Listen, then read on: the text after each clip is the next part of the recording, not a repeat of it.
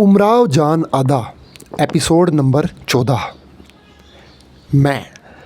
मैं अपनी खुशी से चलने को कहती हूँ, तुमसे वादा कर चुकी हूँ, मेरे वादे को भी देखना। फैज़ अली। बहुत अच्छा, देखा जाएगा। उस रात को फैज़ अली कोई 1.5 पहर रात रहे मेरे पास से उठ के चले गए। उनके जाने के बाद मैं दिल में गौर करने लगी। वादा तो कर लिया, मगर देखिए क्या होता है, जाऊं या ना जाऊं। जब फैज़ अली की मोहब्बत और अपने वादे का ख्याल आता था तो दिल कहता था जाना चाहिए, मगर जैसे कोई मना करता था कि ना जाओ, खुदा जाने क्या हो। इसी उधेड़ बुन में सुबह हो गई, कोई बात तय न हुई। दिन भर यही बातें दिल में रहीं। रात को इत्तेफाक से कोई मेरे पास नहीं आया। कमरे में अकेली इसी फिक्र में रही। आखिर नींद आ गई। सुबह को ज़रा दिन चढ़े सोया कि गौहर मिर्ज़ा ने कच्ची नींद में आकर झंझोड़ के उठा दिया। मुझे बहुत ही बुरा मालूम हुआ। दिन भर नशे का सा खुमार रहा। नहीं मालूम किस बात पर बुआ हुसैनी से उलझन हो गई। हाँ, खूब याद आया।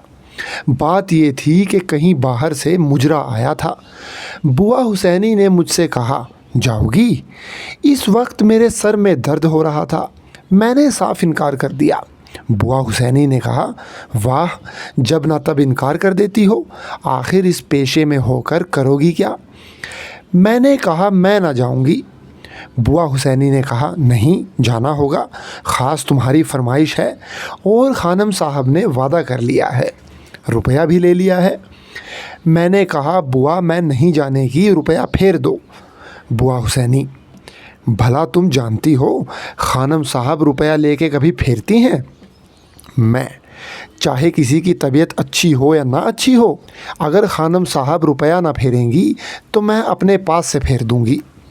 बुआ हुसैनी, आहा, अब तुम बड़ी पैसे वाली हो गई हो, लाओ फेर दो। मैं, कितना रुपया है? बुआ हुसैनी, 100 रुपया है।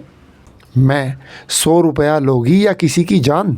बुआ हुसैनी को भी उस दिन खुदा जाने कहाँ की ज़िद चढ़ गई थी। बुआ हुसैनी, बड़ी खरी हो तो दे दो। मैं, शाम को दे दूँगी। बुआ हुसैनी, वहाँ बाहर के आदमी बैठे हुए हैं, वो शाम तक के लिए क्यों मानेंगे? बुआ हुसैनी अपने दिल में ये समझे थीं कि इसके पास रुपया कहाँ से आया। अगर इस वक्त इस हीले से तंग की जाएगी तो खामखा मुजरे पर राज़ी हो जाएगी। मेरे संदूकचे में इस वक्त कुछ ना होंगे तो 1000-1500 की तो अशरफियाँ थीं, जेवर का जिक्र नहीं। मगर उस वक्त बुआ हुसैनी के सामने संदूकचा खोलना मुनासिब ना था। मैं, जाओ घंटा भर में ले जाना। बुआ हुसैनी, घंटा भर में क्या मुवक्किल दे जाएंगे? मैं, हाँ दे जाएंगे। जाओ भाई, मुझे इस वक्त दिख ना करो, मेरी तबीयत अच्छी नहीं है। बुआ हुसैनी, आखिर कुछ कह तो लड़की, क्या हुआ? मैं, मुझे बुखार की सी हरारत है और सर में शिद्दत से दर्द हो रहा है। बुआ हुसैनी, माथे पर हाथ रख के देखा, हाँ सच तो है, पिंडा फूका है, मगर मुजरे को तो कहीं परसों जाना होगा। जब तक खुदा ना करे, क्या तबीयत का यही हाल रहेगा? रुपए क्यों फेरे जाएं? मैं इस बात का कुछ जवाब न देने पाई थी कि बुआ हुसैनी जल्दी से उठ के चल दी। बुआ हुसैनी की इस हमाहमी से मुझे बहुत ही गुस्सा मालूम हुआ। उसी वक्त में बदी आ गई। दिल ने कहा, वाह जी वाह, जब इन लोगों को हमारी दुख बीमारी का ख्याल नहीं, अपने मतलब से मतलब है, तो इनके साथ रहना बेकार है। रुसवा, कभी पहले भी ये ख्याल आपके दिल में आया था? उमराव, कभी नहीं, मगर आप ये क्यों पूछते हैं? रुसवा, इसलिए कि फैज़ अली ने जो वो सहारा दिया था, उसी से आपके दिल में ये ख्याल पैदा हुआ। उमराव, ये तो खुली हुई बात है। रुसवा, खुली हुई बात तो है, मगर इसमें एक बारीकी भी है। उमराव, वो बारीकी क्या है? खुदा के लिए जल्दी कहिए। रुसवा, फैज़ अली के साथ निकल जाना वादा करने से पहले आपके दिल में ठन गया था। अब दिल बहाने ढूंढ रहा था कि क्यों कर निकल चलूं। उमराव, नहीं, ये बात ना थी। मैं दो दिली हो रही थी कि जाऊं या ना जाऊं। गौहर मिर्ज़ा के बेवक्त छेड़ने और बुआ हुसैनी की ज़बरदस्ती से मैंने जाने का कस्द कर लिया था। बल्कि उस वक्त तक कुछ यूं ही सा इरादा था। जब तक रात को फैज़ अली आए थे, उनकी सूरत और मुस्तैदी देख के पक्का इरादा हो गया था। रुस्वा जी नहीं, पहले ही से कस्द मुसम्मम हो चुका था। इसीलिए गौहर मिर्ज़ा का छेड़ना और बुआ हुसैनी की ज़िद आपको बुरी मालूम हुई, वरना ये मामूली बातें थीं। ऐसा तो अक्सर हुआ करता होगा। उमराव, मैंने माना कि ऐसा होगा। अच्छा, फिर वो मना करने वाला कौन था? मैं सच कहती हूँ कि चलते चलते मुझे ऐसा मालूम हुआ जैसे कोई कान में कह रहा है, उमराव ना जा। कहा मान? जिस वक्त 2-3 ज़ीनें उतर चुकी हूँ, उस वक्त तो ऐसा मालूम हुआ कि जैसे कोई हाथ पकड़ के खींचता है कि ना जा, मगर मैंने ना माना। रुस्वा, ये रोकने वाला बड़ा ज़बरदस्त था। इसी का हुक्म ना मानने की तो आपने सज़ा भुगती। उमराव, अच्छा मैं समझी, ये वो चीज़ है जो नेक कामों की हिदायत करती है और बुरे कामों से रोकती है। रुस्वा, जी नहीं, ये वो नहीं थी। खानम के मकान पर रहना कौन सा ऐसा अच्छा काम था? मुझे आपकी बातों से मालूम हो चुका है कि आप बदकारी को हमेशा से बुरा समझती रही हैं, अगरचे आपकी हालत ने आपको उसके करने पर मजबूर किया हो। फिर खानम के मकान पर रहने से एक शख्स का साथ दे के उसका पाबंद होना बदरजा बेहतर था। बात ये थी कि फैज़ अली के हुस्ने सलूक ने आपको उसके साथ निकल चलने की तरगीब दी थी। क़याफ़ा शनासी के शौक़ और उसमें किसी कदर मलका हो जाने से आप अच्छी खासी मर्दुम शनास हो गई थीं। ऐशबाग के मेले में लोगों के चेहरे देखने का हाल मैंने बड़े शौक़ से सुना था। फैज़ अली के करतूत तो आप पर ज़ाहिर न थे, मगर उसकी शक्ल शुमाइल, रफ्तार व गुफ्तार से आपके दिल को आगाही सी हो गई थी कि इसके साथ जाने में कुछ न कुछ ख़तरा ज़रूर है। मगर उसकी फ़रेब की बातों और रुपए के लालच ने आपकी आँखों पर पर्दे डाल दिए थे। अफसोस, अगर आप इल्मे मर्दुम शनासी के उसूल से वाकिफ़ होती तो कभी उसके दाम में ना आती। उमराव, मैं पढ़ूँगी, किसी किताब का नाम लीजिए। खानम का मकान चौक में बहुत ही महफूज जगह है। पश्चिम की तरफ बाज़ार है, उत्तर दक्खिन ऊंची ऊंची रंडियों के कमरे हैं। एक तरफ बीबा जान का कमरा है, दूसरी तरफ हुसैन बांदी रहती थीं। पिछवाड़े मीर हुसैन अली साहब का दीवान खाना है। गरज के किसी जानिब से चोर का लगाव नहीं है। इस पर भी 3 पासी नौकर थे जो रात भर कोठों पर फिरते थे। जब से फैज़ अली की आमद व रफ्त शुरू हुई, मक्का पासी ख़ास मेरे कमरे के दरवाज़े पर रहता था, क्योंकि फैज़ अली रात गए आया करते थे और पहर रात चले जाते थे। दरवाज़ा बंद करने और कुफ़्ल लगाने के लिए मुकर्रर किया गया था। शब को हस्बे वादा फैज़ अली आए। थोड़ी देर तक चुपके चुपके चल निकलने के मशवरे हुआ किए। इतने में मक्का ने अंगड़ाई ली। मालूम हुआ कि जाग रहा है।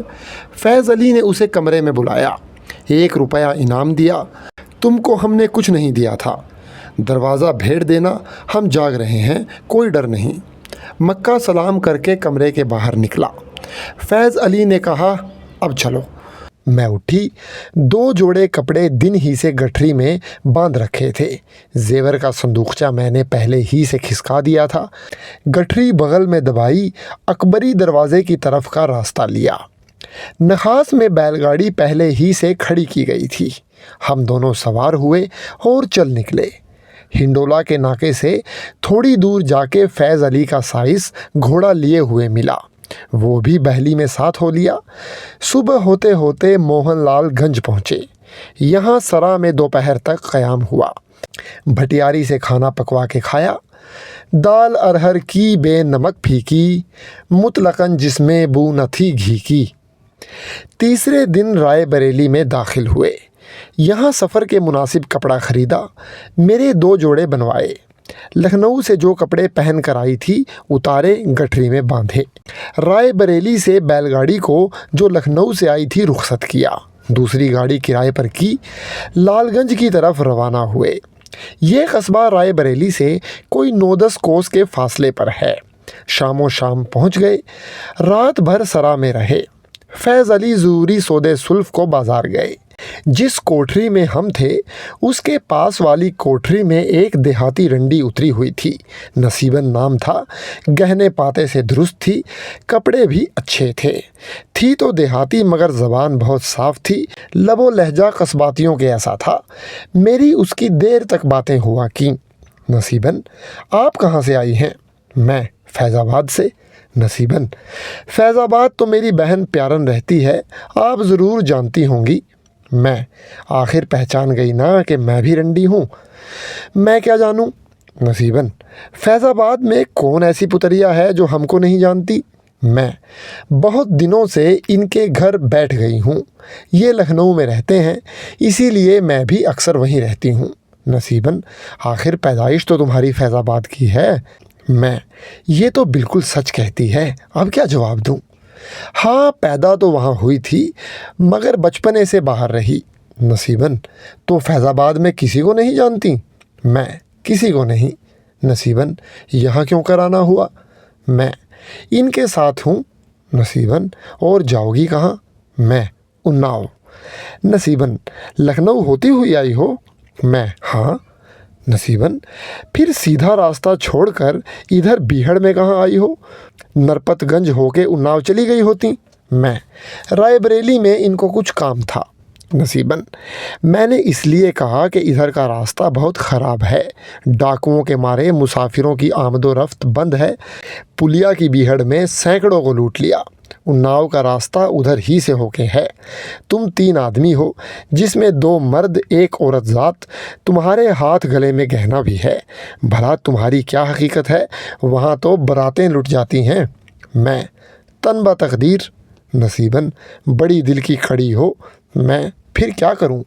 इसके बाद इधर उधर की बातें हुआ की, जिनका दोहराना कोई ज़रूर नहीं और ना मुझे याद है। हाँ, मैंने पूछा, तुम कहाँ जाओगी? नसीबन, हम तो गदाई को निकले हैं। मैं, नहीं समझी। नसीबन, ए लो, गदाई नहीं जानती? कैसी पुतरिया हो? मैं, बहन मैं क्या जानूं, गदाई तो भीख मांगने को कहते हैं। नसीबन, हमारे दुश्मन भीख मांगे, और सच पूछो तो मैं कहूँ, पुतरिया की ज़ात तो भीख मंगनी है, इसमें डेरा हो या ना हो। मैं, हाँ सच तो है, मगर मुझे नहीं मालूम था कि गदाई किसको कहते हैं। नसीबन, साल में 1 मरतबा हम लोग घर से निकल के गांव-गांव फिरते हैं, अमीर रईस के मकान पे जाके उतरते हैं, जो कुछ जिसके मुकद्दर में होता है हमें देता है। कहीं मुजरा होता है, कहीं नहीं होता। मैं, अच्छा, इसको गदाई कहते हैं। नसीबन, हाँ, अब समझी। मैं, यहाँ किस रईस के पास आई हो? नसीबन, यहाँ से थोड़ी दूर पर एक शंभू ध्यान सिंह राजा की गढ़ी है, उन्हीं के पास गई थी। राजा साहब को बादशाही हुक्म पहुँचा है, डाकुओं के बंदोबस्त को गए हुए हैं। कई दिन ठहरी रही, आखिर दम घबराया यहाँ चली आई। यहाँ से 2 कोस पर एक गांव है, समरीहा। वो गांव बिल्कुल पुतरियों का है। वहाँ मेरी खाला रहती हैं, कल उनके पास जाऊँगी। मैं, फिर कहाँ जाओगी? नसीबन, मैं ठहरी रहूँगी। जब राजा साहब आ जाएंगे तो फिर गढ़ी को जाऊँगी। और भी बहुत से डेरे उनके इंतज़ार में ठहरे हुए हैं। मैं, क्या राजा साहब को नाच मुजरे का भी शौक़ है? नसीबन, बहुत शौक़ था। मैं, क्यों, अब क्या हुआ? नसीबन, जब से एक पुतरिया लखनऊ से लाए हैं, हम लोगों की कोई कदर नहीं रही। मैं, उस पुतरिया का क्या नाम है? नसीबन, नाम तो मुझे याद नहीं, सूरत देखी है, गोरी गोरी सी है, ज़रा चेहरे मोहरे की अच्छी है। मैं, गाती खूब होगी। नसीबन, खाक, गाना वाना नहीं आता, हाँ नाचती ज़रा अच्छा है। राजा साहब उस पर लट्टू हैं। मैं, कितने दिनों से वो पुतरिया आई है? नसीबन, कोई 6 महीने हुए होंगे। रात को मैंने फैज़ अली से रास्ते की ख़राबी का हाल बयान किया। उन्होंने कहा, खातिर जमा रखो, हमने बंदोबस्त कर लिया है। दूसरे दिन मुँह अंधेरे मोहनलाल गंज की सरा से रवाना हुए। नसीबन की गाड़ी हमारे पीछे पीछे थी। फैज़ अली घोड़े पर सवार थे। हम और नसीबन बातें करते चले जाते थे। थोड़ी दूर चल के समरीहा मिला। नसीबन ने दूर से ही हमको गांव दिखाया। सड़क के किनारे खेत थे, उनमें कुछ गंवारनियाँ पानी दे रही थीं, कुछ खेत निरा रही थीं। एक पुराई चल रही थी। उसमें एक मस्टंडी औरत धोती बांधे बैल हुंकार रही थी, एक पुर ले रही थी। नसीबन ने कहा, ये सब पुतरियां हैं। मैंने दिल में कहा, वाह, पेशा भी क्या, फिर इस कदर मेहनत जो मर्दों से बमुश्किल हो। आखिर इनको पुतरिया होना क्या ज़रूर था, मगर उनकी सूरतें भी ऐसे ही कामों के लायक हैं। कोई 2 कोस जाके एक नशेब मिला, जा बजा बीहड़, बड़े बड़े गार। सामने नदी का किनारा नज़र आया, दोनों तरफ तक गुंजान दरख्तों की कतार थी। जब हम इस मौके पर पहुँचे हैं, धूप अच्छी तरह निकल चुकी थी। कोई पहर भर दिन चढ़ गया होगा। इस सड़क पर सिवा हमारे और कोई रास्ता दिखाई ना देता था। चारों तरफ सन्नाटा था। नदी के पास पहुँच के फैज़ अली ने घोड़ा आगे बढ़ाया। मैं रोकती की रोकती रह गई। ये जा वो जा, बहुत दूर निकल गए। थोड़ी दूर तक नज़रों से गायब रहे। फिर नदी के उस पार जाके मालूम हुआ हमारी गाड़ी इसी तरह चली जाती थी। गाड़ीबान गाड़ी हाँक रहा था। साइस घोड़े के पीछे दौड़ा चला गया था। अब मैं हूँ और गाड़ीबान है। इतने में मैंने दूर से देखा कि 10-15 गंवार गाड़ी की तरफ दौड़े चले आते हैं। मैंने दिल में कहा, खुदा करे। थोड़ी देर में गंवारों ने आकर गाड़ी को घेर लिया। सब तलवारें बांधे हुए थे, बंदूकें कंधे पर थीं, तोड़े सुलग रहे थे। गंवार गाड़ीबान से, गाड़ी रोक, कौन है गाड़ी में? गाड़ीबान, ये सवारी बरेली से आई है, उन्नाव का भाड़ा किया है। गंवार, रोक गाड़ी। गाड़ीबान, गाड़ी क्यों रोकूं? खां साहब के यहाँ की जनानी सवार है। गंवार, कोई मर्द साथ नहीं है? गाड़ीबान, मर्द आगे बढ़ गए हैं, आते होंगे।